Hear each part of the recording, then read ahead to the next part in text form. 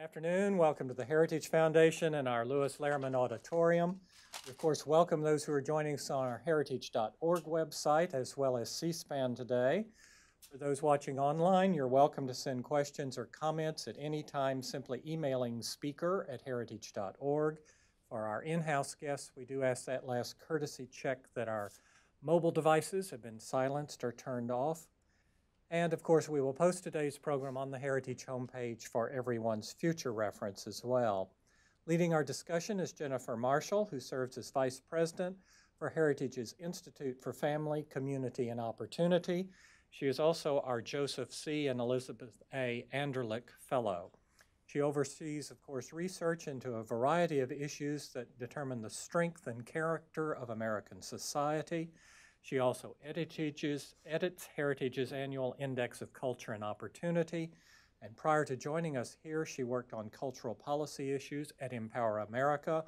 Before that, she was a Senior Director of Family Studies at the Family Research Council.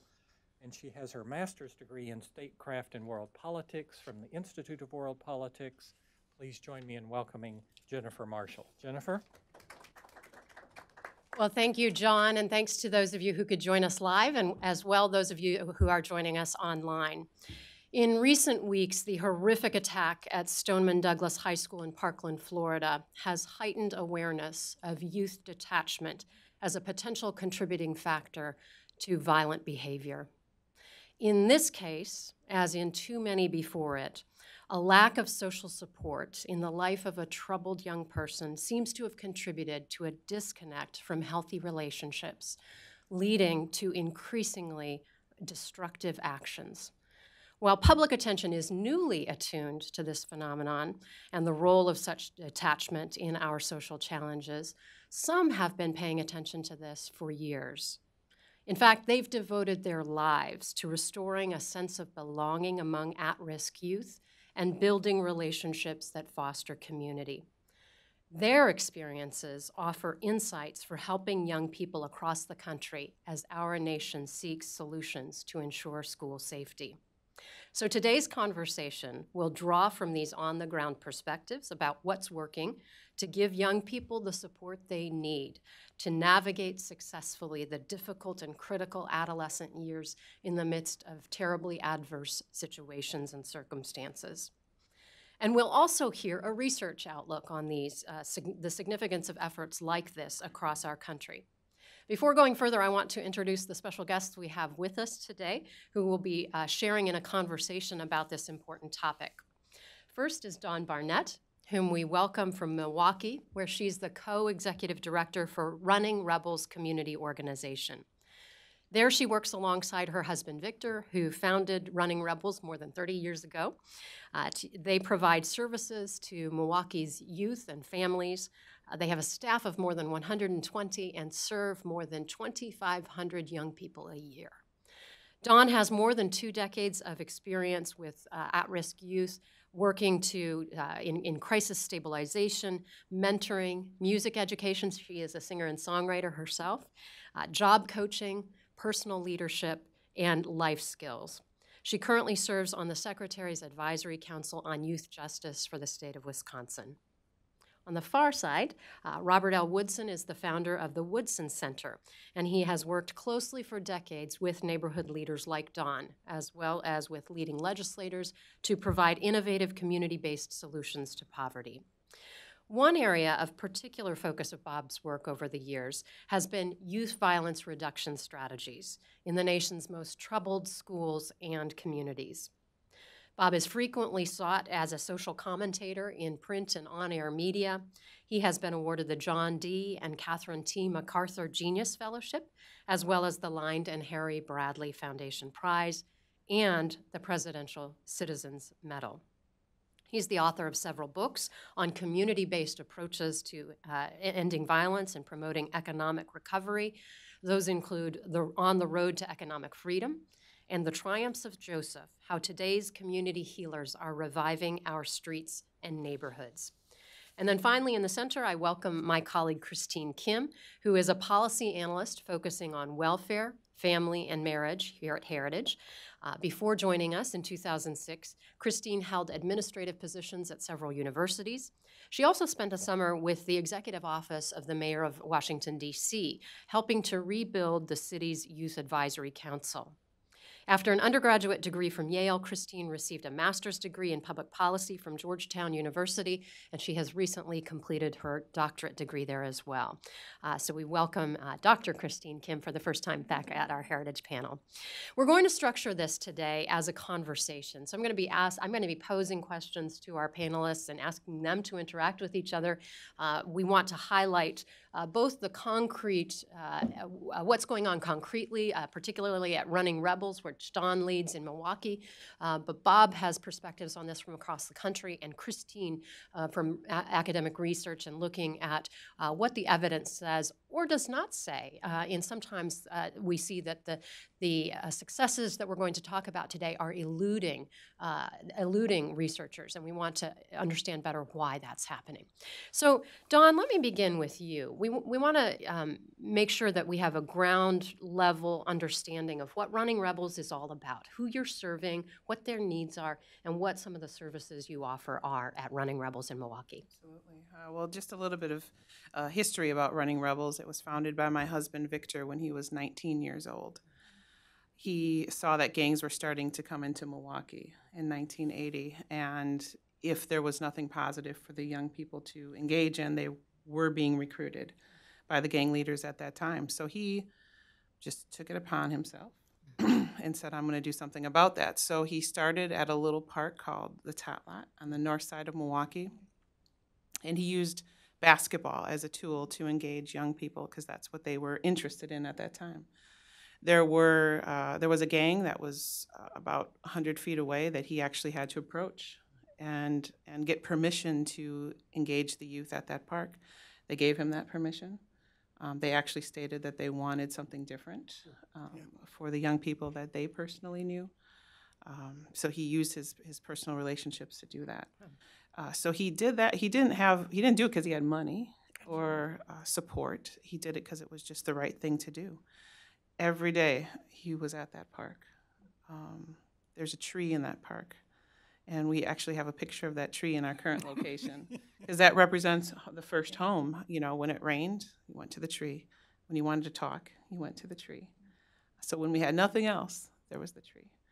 So 15 years he did that with little support. He started doing groups, and he was mentoring before mentoring was really being talked about. They didn't call it mentoring back then. What the youth called it was big brother, oftentimes father. So he started giving talks at a group where young people were in corrections, and he caught the attention of a couple of therapists who said, "How do we take this concept and make it to where more young people have access to a positive adult in their lives?" And we started, that was the start of Running Rebels as an actual 501c3 in 1996. So we started interfacing with groups like Wrap Around Milwaukee, where we did formalized mentoring, which really did increase the capacity. We believe that every young person has the right to have a caring adult, and that seems pretty basic.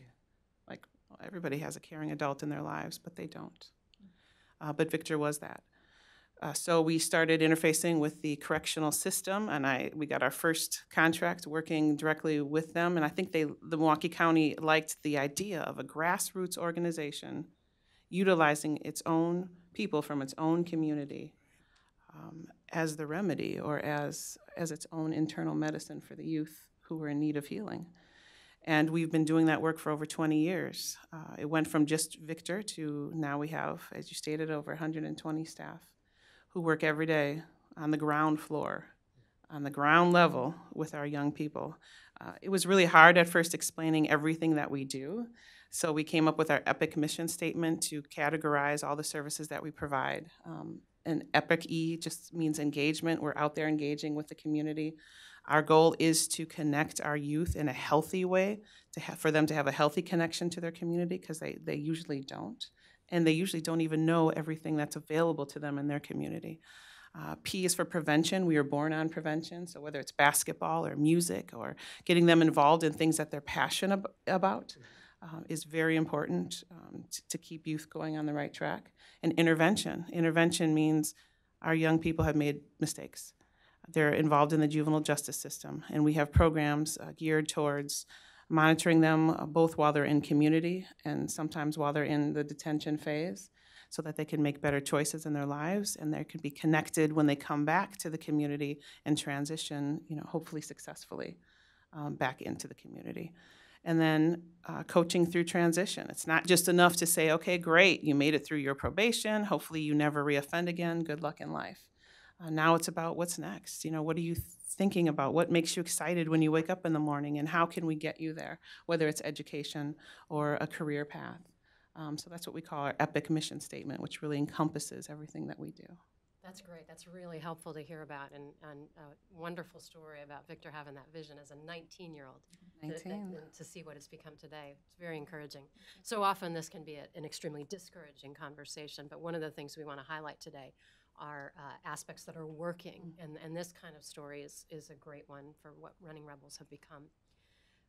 Bob, I want to turn to you, because I think it was you years ago who gave me the concept of focusing on this longing to belong that we all have. That's very natural, and it's good. It's what bonds us in relationships.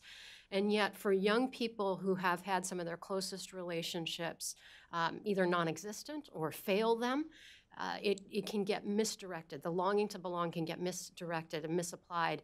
And you've talked a lot about how this approach is important for us, helping to understand what's going on when we see gang activity and so on. Could you talk a little bit more about what you've observed over the years and why that's important? Yeah. When Cain slew his brother Abel, God punished him with something worse than death, and that is to wander the world without content or purpose in your life.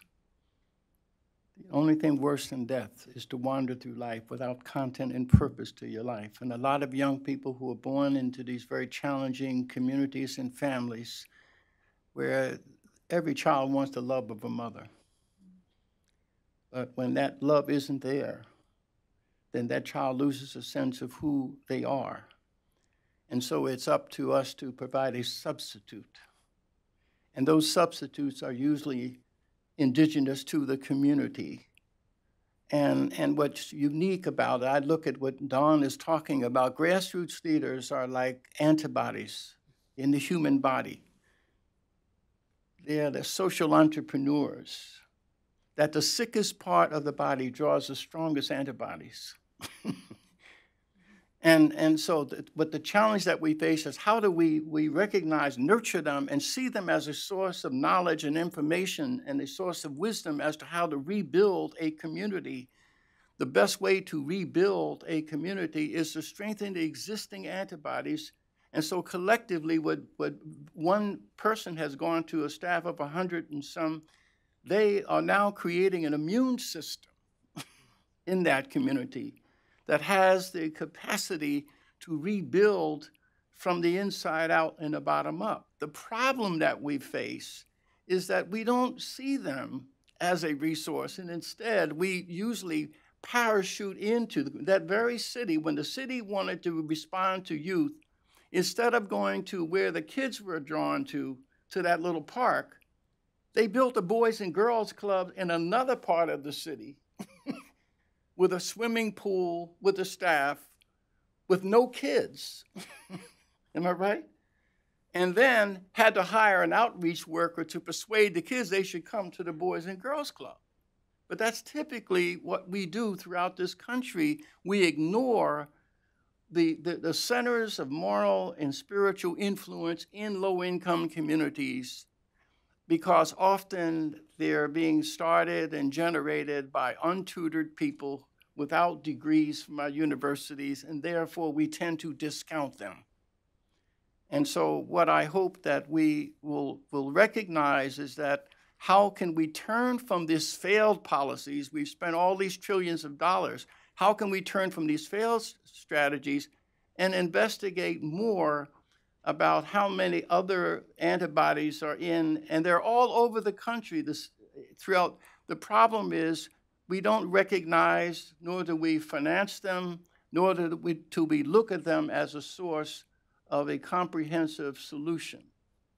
You've talked about that phenomenon as being having help from the same cultural zip code. Could you just expand on what you mean by that a little bit? What does it take to be from the same cultural zip code?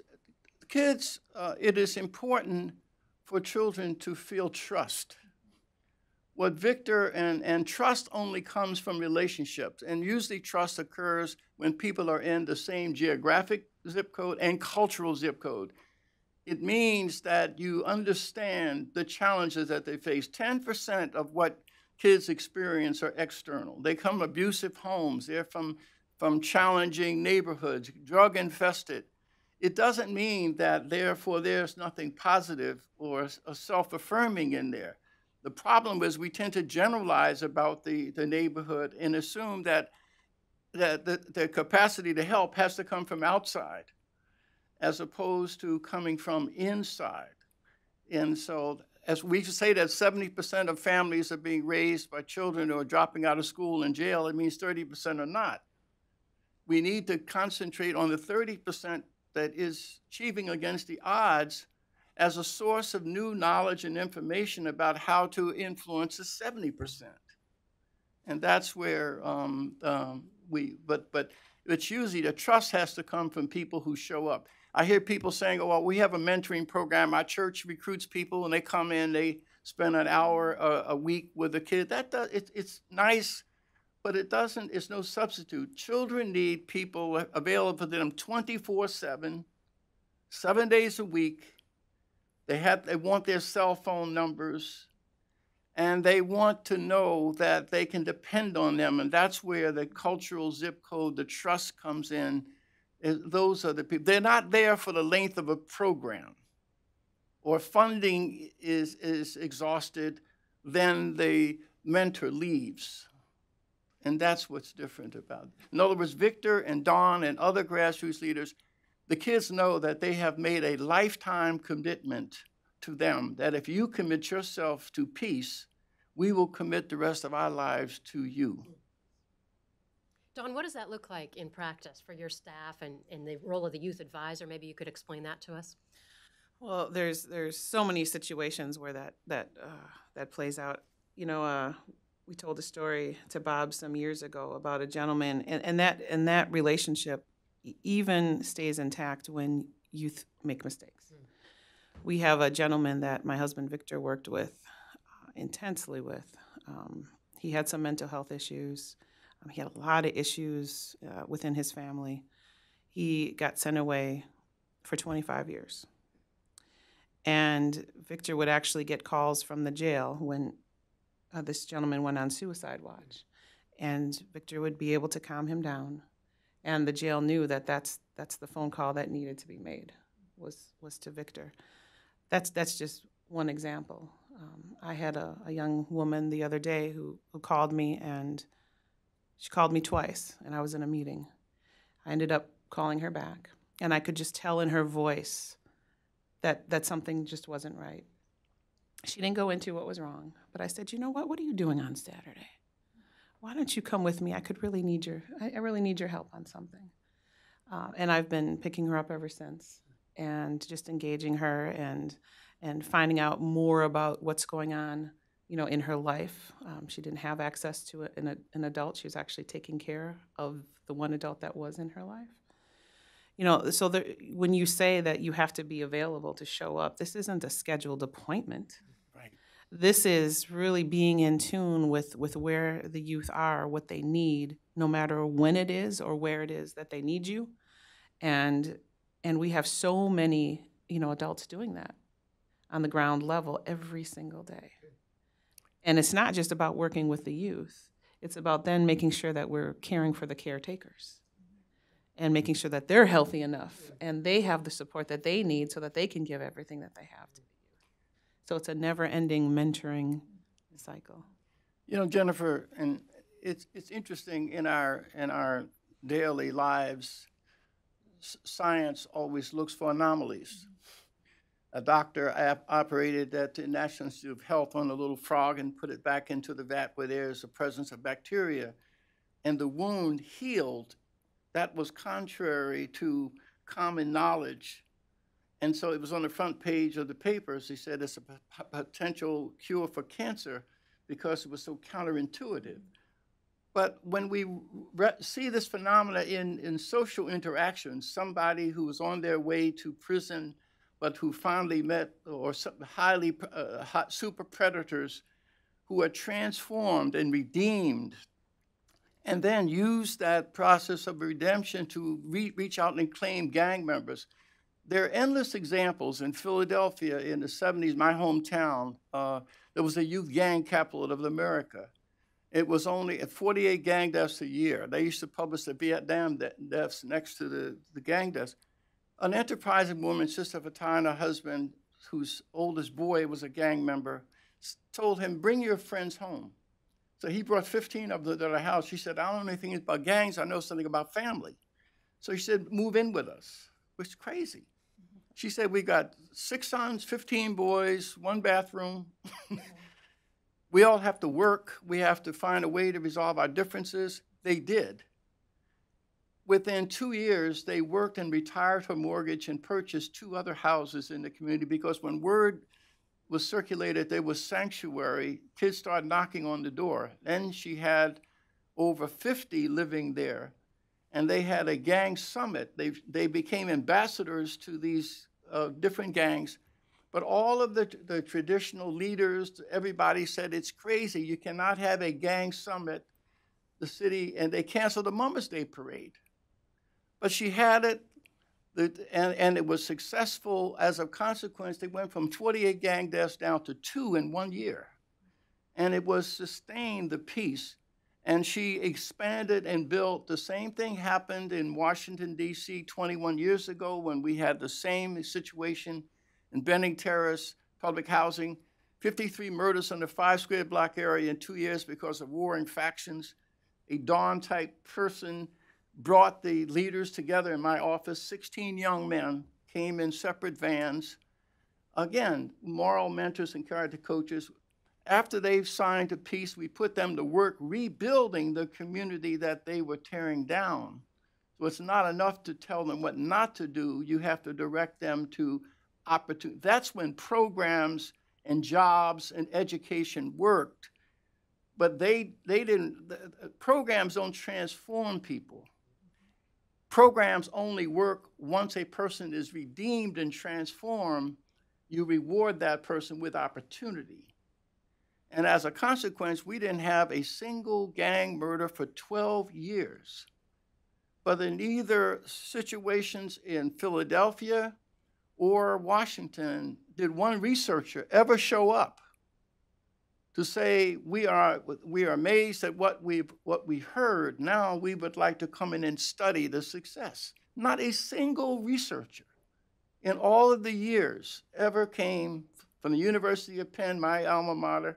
Marvin Wolfgang headed the University of Penn School of Criminology. They received $3 million a year to study causes and prevention of youth violence. Not one time did anyone come from that university into that neighborhood to inquire of Sister Fatah, what is the magic sauce?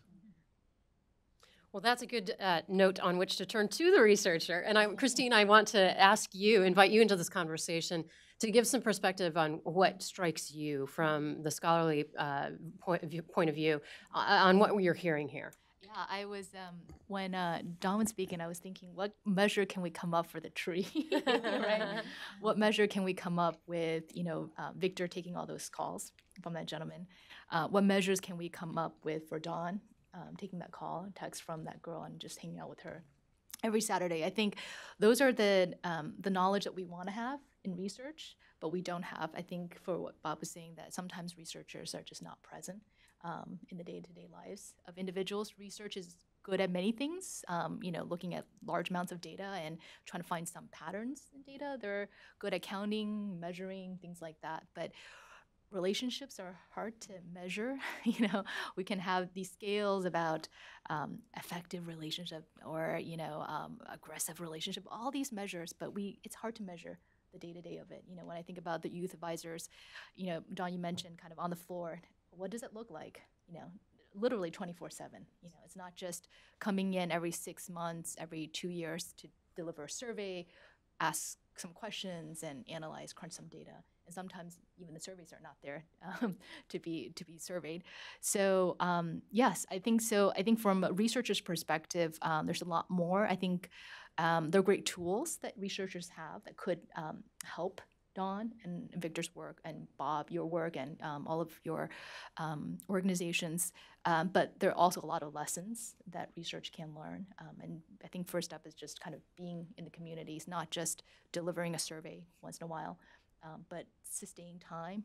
Some of the research, some of the most, I think, insightful research I've read are ethnographic research, where the researchers are there in the community for months, just listening, conversation in the homes, in the kitchen with survey, participants, but they're really just hearing about their life stories and understanding, how to do it. I'd love to sort of study Dawn and figure out her attributes and how can we replicate many of her and her husband into all these different communities.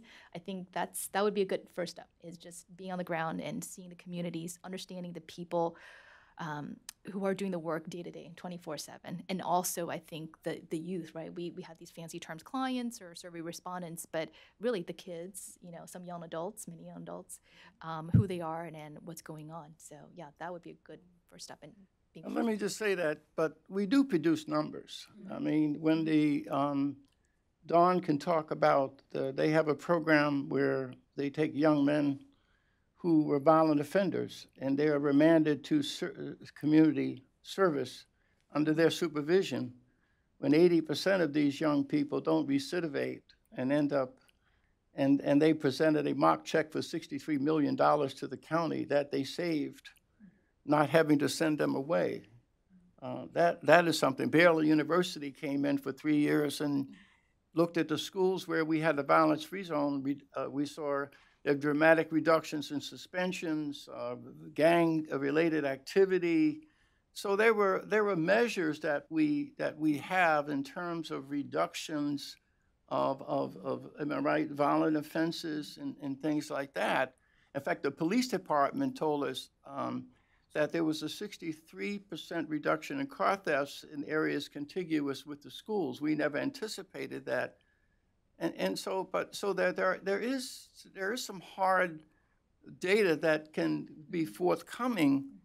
The challenge is that we tend to devalue or depreciate the importance of indigenous interventions. That it's almost as if researchers are saying, give us something that we are familiar with and processes that we were taught, rather than coming in and trying to find unique and different tools that can be applied. That's what I'm missing, that I don't hear many people saying, how can we as researchers come together and come up with a different and unique way of assessing that, or being a resource to. These are good points, and I want to come back to Christine on something, but first ask Dawn. It is one of the challenges with organizations that are working literally to save lives is that it's a 24/7 job, and stopping to do the data on it is tough.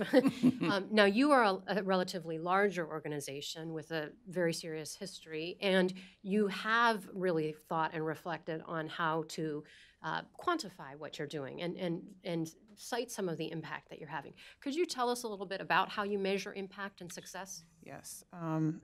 That's always an interesting question when you talk about how do you measure success. Yeah. And normally people want to see the numbers. When it comes to our juvenile justice programs, over 90% of the youth do not go on to go deeper into the correctional system. That's a good number, but to us, that still doesn't really tell the story. When you talked about the savings to Milwaukee County, that's a big number, and that was done in 2013. So if it was, 63 million then, I can't imagine what it is. And they won't give any of that back. We just want a little bit for our building to fix our heat and air. So yeah, those are numbers. But how do you measure things like you work with somebody and you give everything to them and they reoffend, and then they come back years later and say, now I got it. And now I'm different, and now I want to change my life. What does that look like?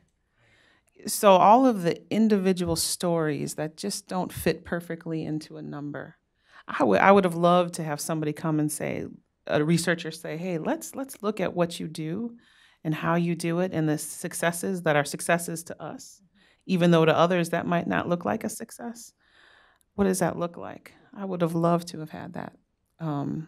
So success looks very different to us depending on the youth, who are all individuals. Success to some might look like they all go to college. To us, some of them, we want them to make it to college age, and that's successful. So that's always an interesting question, to ask. And we would welcome and would love, more ways that we can tell our story and share our successes and what that looks like. So Sister Fatah taught me something that I chronicled in the book, that when she says that she has 3 levels. When a young person comes to her, she says for some, just surviving is successful. Others, they want to achieve and go to school, get a good job. But then you got those who want to progress really to achieve at a higher level. But she says that I don't want them to, but recidivism only tells you half the story, because I don't want them to stop offending other people and only to offend themselves. I don't want them to turn into drug addicts or alcoholics. So that victory for us isn't whether or not they're hurting someone else. I don't want them to hurt themselves. And so there's so much to defining success in ways that you just said that people outside sometimes don't understand. Yeah, go ahead. One more is, I was talking to a gentleman the other day, and there's countless examples of this, and this is success to me. When you're working with a young man who did not at all have a father figure, or who had a father figure who was abusive, and then to work with that young person until they get to the age of being a father, and they are the most engaged and wonderful father, and they say, well, you taught us how to be a parent. Now that is what will change generations to come. That to me is what success looks like. Amen.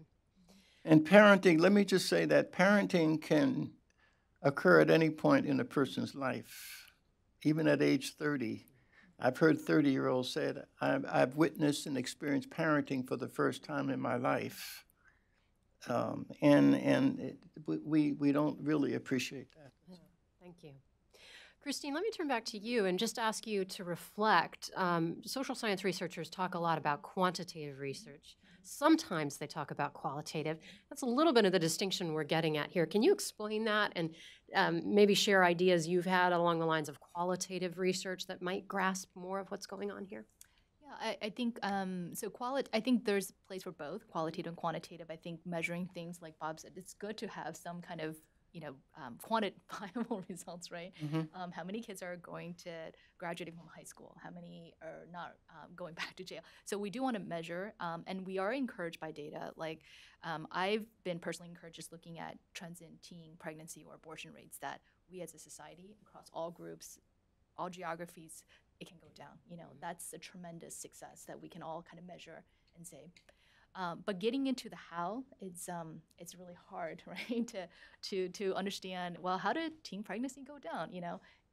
Is it because Dawn is hanging out with a young lady every Saturday night to encourage her to be a mentor, a sister, a friend?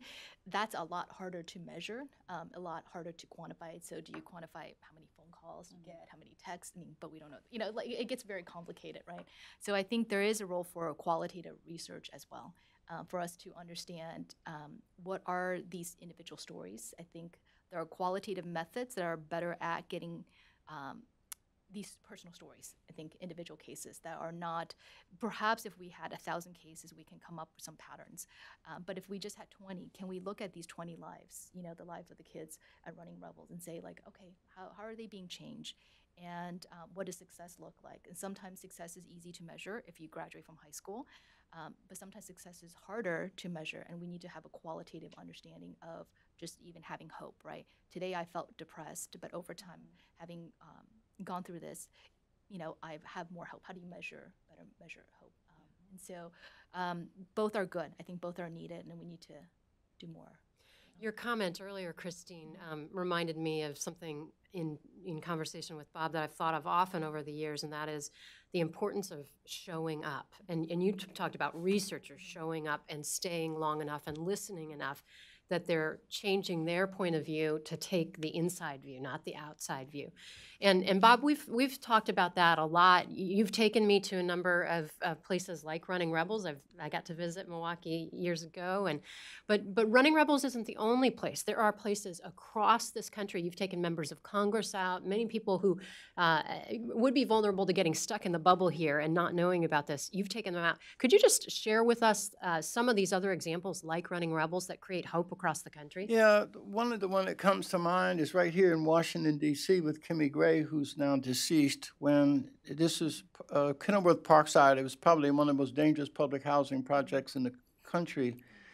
Kimmy Gray was abandoned by a husband who divorced at age 22 with 5 kids and on welfare. She got off welfare in 3 years and sent all 5 of her kids to college. When they were in the process of going, neighbors said, well, Miss Gray, how did you do that? She said, well, let me show you. So she started Each One Teach One and started there, and the community got together and sent the first 4 kids off to college from public housing.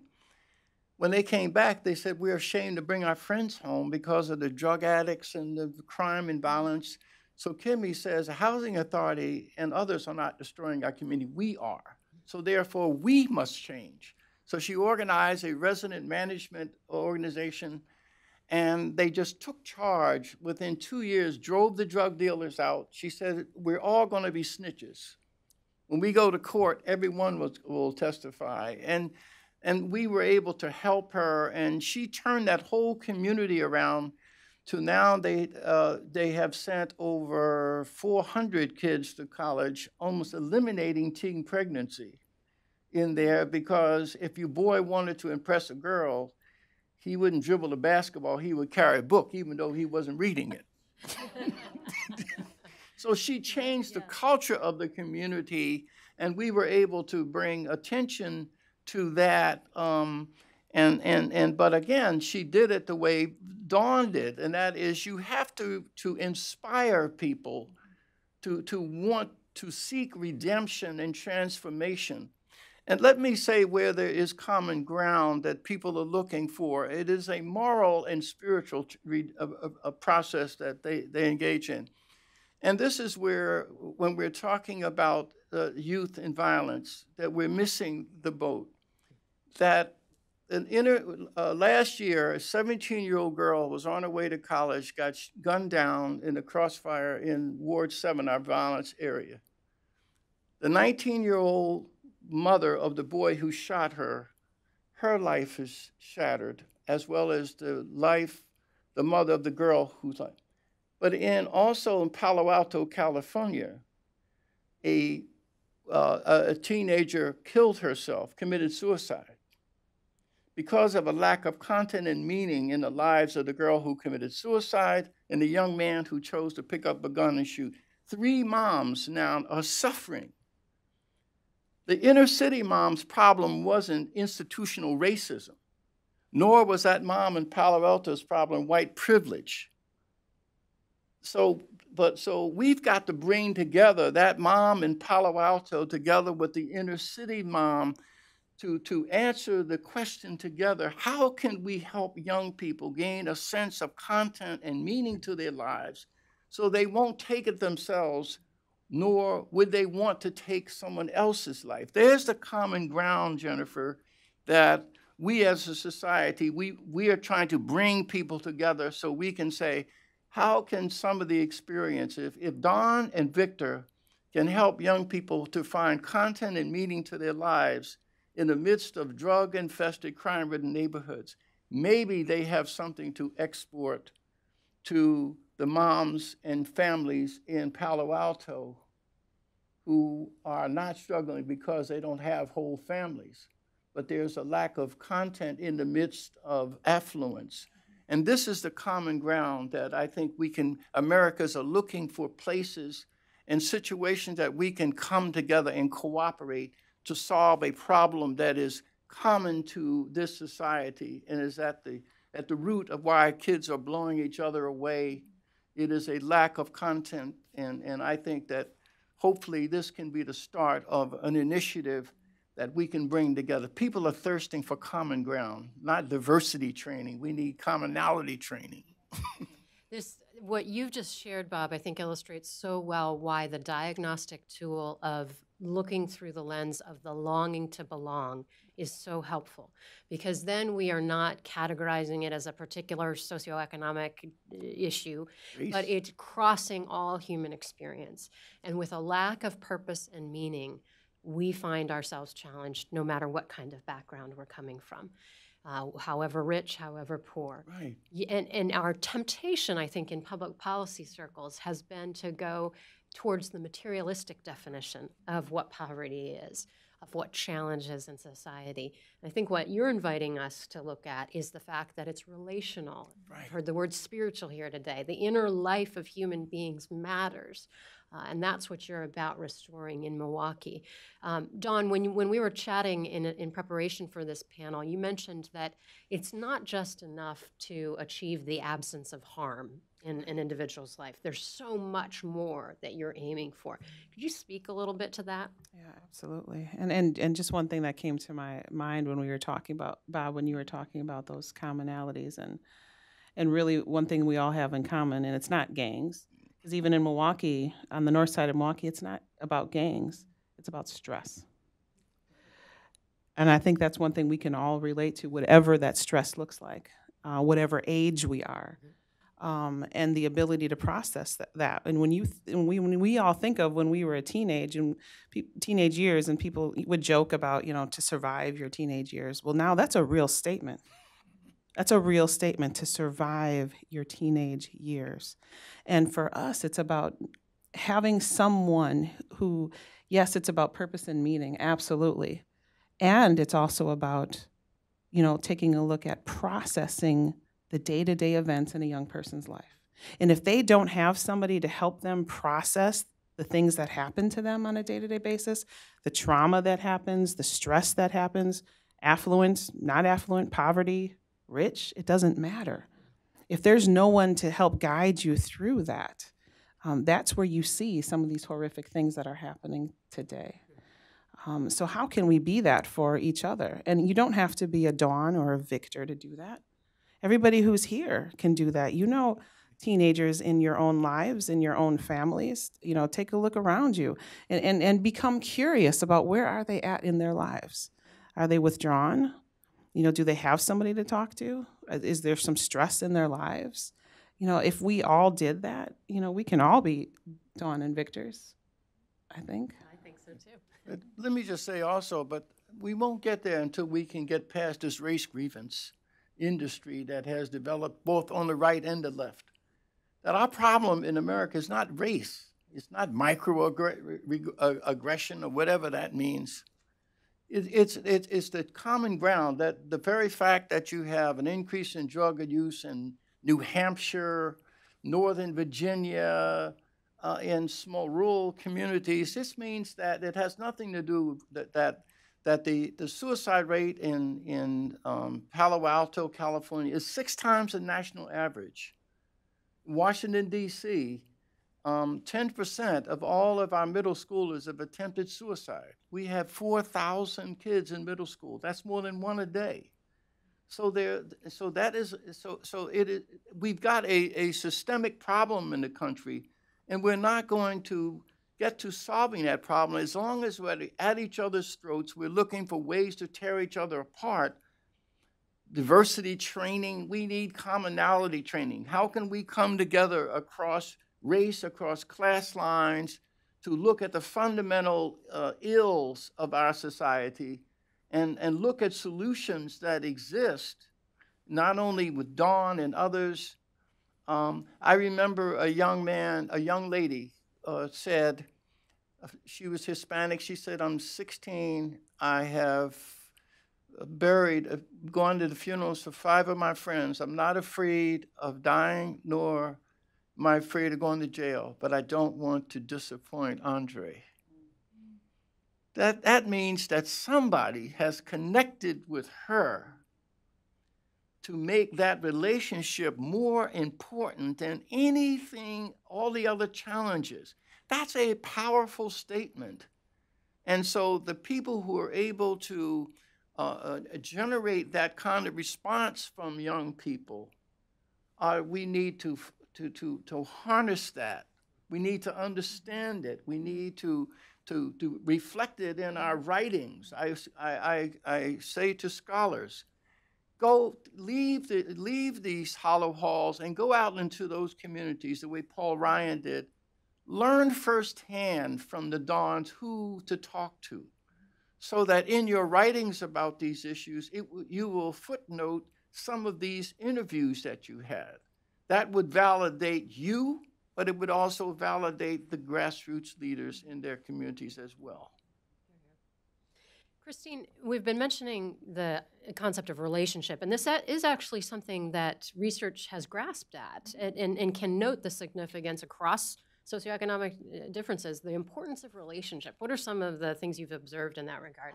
Absolutely. So I think the core of it really is understanding what relationships, different types of relationships. There's parenting relationship we talked about. There are peer relationship. There are mentoring relationship. But if you think about like all the outcomes, the core vehicle, it really comes to people interaction relation, right? Mm-hmm. So you can have a program, you can have a class, you can have information, knowledge, but that knowledge alone doesn't transform unless it's somehow absorbed and impacted, right? So we can all sit in front of a computer and learn something, right? But for us to really change our attitudes and behavior, it's not going to be some curriculum. It has to be delivered by someone, right? And so whether it's a parent, whether it's a community member, whether someone from a local church, it's people to people. And that's, so in the end of the day, even if we don't see that specific relationship as a variable in an equation, we know what that is, and then when we see positive outcome, whether it's behavioral outcome, emotional well-being, whether it's school engagement, academic outcome, these are outcomes we can measure, and we have all these variables that tell us, oh, if you're in this program, X number of hours, dosage, right, that we have for these youth programs, these kids come out better, evidence-based research. But what is that dosage, right? What is that program? It is people interacting. It is the mentors. It is the community folks coming in to say that we're engaged, we're invested, and to stay 39 years, right, in a community, and not just to kind of drop in and be there for a little bit and then and drop out. So it's that long-term sustained commitment. So research, yes, we do have the data. We have a lot of literature on various youth outcomes, youth well-being, and we have a lot of information knowledge, but sometimes it doesn't quite get at, what is it that, because relationship is hard to measure, right? It's hard to quantify and put it as something you stick in a long equation and make sure that's statistically significant. So, but that's what it is. But I would like to see also in the research community and universities, just once in a while, to see a center for the study of the capacity of people who are achieving against the odds. When you have, for instance, a mother who has raised two daughters who were in homeless shelters for the whole 3 years they were in high school, sleeping in her car and in homeless shelters and studying by the light of her cell phone. And those two girls graduated, valedictorian and salutatorian, and started Spelman College as sophomores because they took so many advanced placement courses in high school. It's news for one day. They ought to be celebrated. I'd like to see people sit down and really analyze step by step. What did that mother do? How do they handle dating? How do they handle relationships? Like, there's so much that you can unpack from just that experience. And the question is, how many other people like that exist that have in their experiences wisdom and insight that we need that can help inform and instruct others as to how they can follow the same course towards success. And I could give you 10 examples that I read about and I meet them, but no one celebrates them. No one even lists them. No one writes about them. You referred to this, as we were talking earlier, Bob, as mapping the capacities of the organizations like Running Rebels for achieving change. And I want to ask you just very pointedly, what do you think it is about people like Dawn and Victor that has made them so successful at what they do? I just think the God-given inspiration. I mean, I've been knowing Don and Victor, and I feel like I met them for the first time. They're so inspiring. I mean, I just think the presence of God in them is just clear to me. I know that's not politically correct in Washington, but let me just say that I just think that the Spirit of God is alive and well in them. And that's what encourages others to again, it's not you don't retire from a calling, you retire from a career. That's why people keep asking, well, how long you are going to do this? And I say, well, Don and Victor and Bob Woodson, we're all lifers. Am I right? We've been given a life sentence without parole to serve. And that's what I think people pick up on. And the young men who lived in my house who are ex-gang members with my wife, when I called her at 11 at night and said, I'm bringing Wayne Lee home, there's silence. But the one thing you will know, am I right, Don, that you can trust people like that. Once you invest in them, they always return it. I've never had any of them violate that trust. And so it's being able to invite that kind of trust in people, Jennifer, and also taking the risk. They know that you are risking. Am I right, Dawn? Yes, you are risking. We risk every day, you know, our youth being on the front page of the news, making a mistake, and the media, well, they were a participant in Running Rebels program. You know, so we risk the staff who are out there every day, themselves feeling unsafe. We risk failure. You know, we took on recently a program working with youth coming out of the state juvenile correctional system. And one of our board members turned and said, so why are we doing this again? And we said, because somebody has to. It needs to be done, and this is work that will affect all of us. But there's risk in that work. But for us, that risk is worth it. And you're right, it's a lifetime commitment. It's not we're planning, you know, when we're going to retire and where we're going to go. I mean, we can't even do that with a vacation. So this is a vacation to me right now. I just wanted to let you know. Thanks for spending it with us. Yes. But that's why we at the Woodson Center, I'm one step removed from that. Our job is to minister to those who minister. Mm-hmm. And that's why we like to, for several years, we've taken 100 leaders away to Park City, Utah for 4 days where they can just chill out and meet each other and relax. And so hopefully that's the role that we play. The people like who are on the front line, and others can do the same thing. And I want to thank Heritage and Jennifer for even having this forum, Jennifer. When I got the invitation and I saw the title, I said, wait a minute, maybe I'm not reading it right. So I just want to commend you and Heritage for taking the kind of interest as you have over the years to support these kinds of efforts. Well, thank you, Bob, for inspiring us to that end.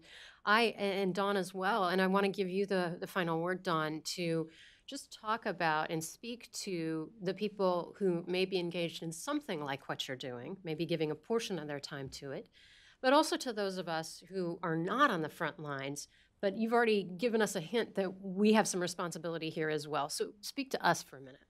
Yeah, absolutely. You know, like I stated earlier, you know, Victor didn't have anything when he started, and nobody has to be a Victor Barnett and do something on that grand of a scale.